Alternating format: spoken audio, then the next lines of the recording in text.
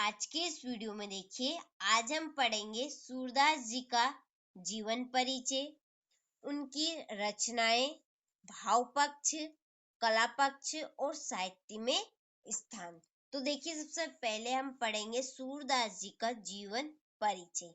तो देखिए, जीवन परिचय के अंतर्गत क्या क्या लिखना होता है।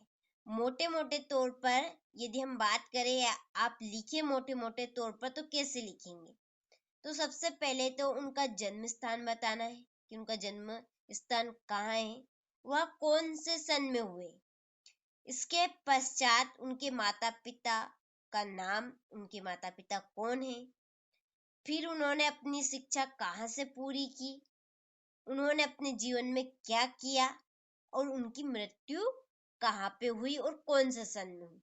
ये आपको मोटे मोटे तौर पर हर एक कवि लेखक के जीवन परिचय के अंतर्गत लिखना है। कोई से भी कवि हो, कोई से भी लेखक हो, ये चीजें आपको जीवन परिचय के अंतर्गत लिखनी होती है। यदि आपको बाय चांस किसी का नहीं आता है और कुछ चीजें आती है, जैसे कि उनका जन्म स्थान, उनकी मृत्यु कब हुई, उनके माता पिता कौन है, उनके क्या नाम है, उन्होंने अपनी शिक्षा कहाँ से पूरी की, ये सब चीजें यदि आपको आती है और फालतू की चीज नहीं आती, तो आप इतना लिख सकते हैं और आपको अच्छे नंबर मिलेंगे, 100% गारंटी।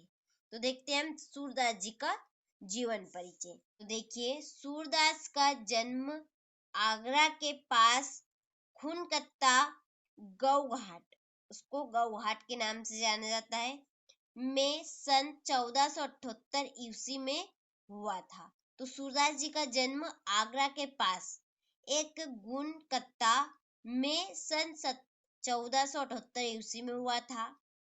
और कुछ विद्वान उनका जन्म स्थान दिल्ली के पास सीही नामक गांव को मानते हैं।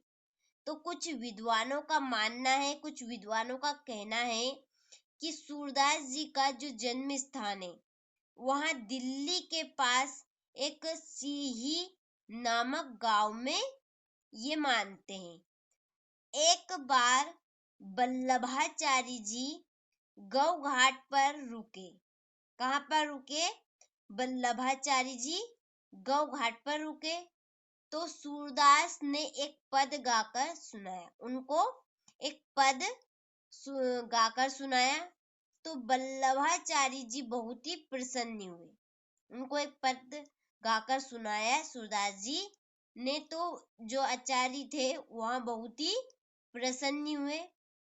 तो उन्होंने उनको अपना शिष्य, वल्लभाचार्य जी को शिष्य बना लिया और श्रीनाथ जी के मंदिर के कीर्तन यानी भजन कीर्तन की सेवा सौंप दी।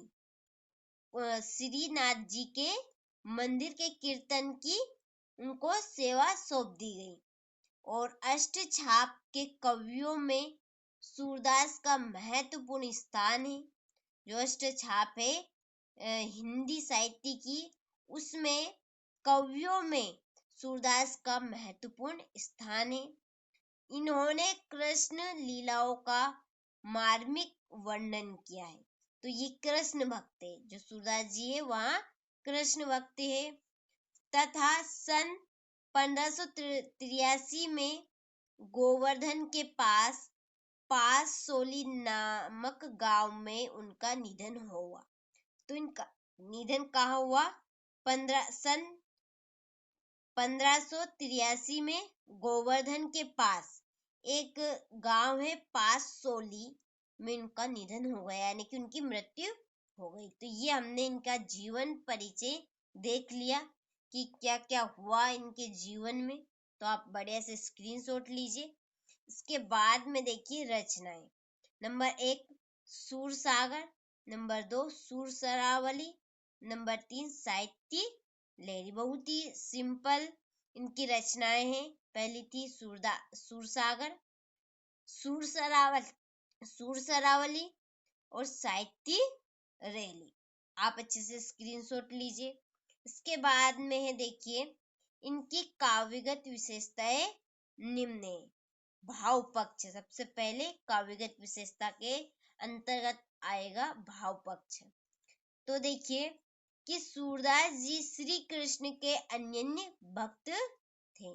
तो सूरदास जी थे वह श्री कृष्ण के अनन्य भक्त थे, यानी कि ये केवल श्री कृष्ण की ही भक्ति करते थे, उनमें ही ये लीन रहते थे।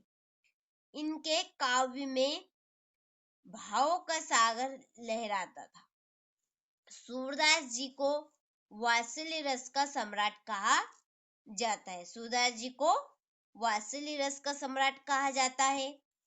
इन्होंने श्रृंगार रस के दो रूप होते हैं, एक तो संयोग श्रृंगार और वियोग श्रृंगार। तो इन्होंने दोनों ही रूपों का वर्णन किया है। तो भाव पक्ष के अंतर्गत देखिए क्या लिखना है कि जो सूरदास जी है वह श्री कृष्ण के अनन्य भक्त थे। इनके काव्य में भावों का सागर लहराता था। इसके पश्चात सूरदास जी को वात्सल्य रस का सम्राट कहा जाता है और इन्होंने श्रृंगार रस के संयोग और वियोग दोनों रूपों का वर्णन किया है। तो आपको अच्छे समझ में आया होगा भाव पक्ष। आप अच्छे से स्क्रीनशॉट लीजिए। आगे हम देखेंगे इनका कला पक्ष। तो देखिए कला पक्ष कि सूरदास जी ने अपने काव्यों में ब्रज भाषा का प्रयोग किया। अपने काव्य में किसका प्रयोग किया? कौन सी भाषा का? ब्रज भाषा का। इसके बाद इन्होंने गेय पद शैली का प्रयोग किया है और इनके काव्य में हमें उपमा, रूपक, उत्प्रेक्षा, अनुप्रास आदि अलंकारों का प्रयोग देखने को मिलता है। इनके काव्य में हमें एक तो उपमा, रूपक, उत्प्रेक्षा और अनुप्रास अलंकार आदि का प्रयोग देखने को मिलता है। इसके बाद में देखिए साहित्य में स्थान। साहित्य में स्थान आप हर एक का एक जैसा लिख सकते हैं, जैसा कि अभी हम पढ़ेंगे। इसके अंतर्गत मैं आपको यहाँ पे बताऊंगी कि कौन सी लाइन, तो आप हर एक कवि के साहित्य में स्थान में उसको लिख सकते हैं। तो देखिए कि सूरदास जी का साहित्य में एक महत्वपूर्ण स्थान है। इनका वात्सल्य वर्णन अद्वितीय है। कैसा है इनका वात्सल्य वर्णन? अद्वितीय है। सूरदास को वात्सल्य सम्राट माना गया है और इन्होंने जो हिंदी साहित्य के लिए अपना योगदान दिया है, इसके लिए ये सदा ही स्मरणीय रहेंगे। तो देखिए आपको कौन सी लाइन लिखना है हर एक कवि के अंतर्गत, कवि के साहित्य में स्थान के अंतर्गत। तो पहली लाइन तो ये कि सूरदास जी, यहाँ पर सूरदास जी की जगह कोई सा भी लेखक आ जाए तो आप बिन झिझक होकर लिख सकते हैं कि सूरदास जी का साहित्य में एक महत्वपूर्ण स्थान है और जो हिंदी साहित्य के लिए इन्होंने अपना जो योगदान दिया है, इसके लिए हिंदी साहित्य इनको सदा ही स्मरण करता रहेगा।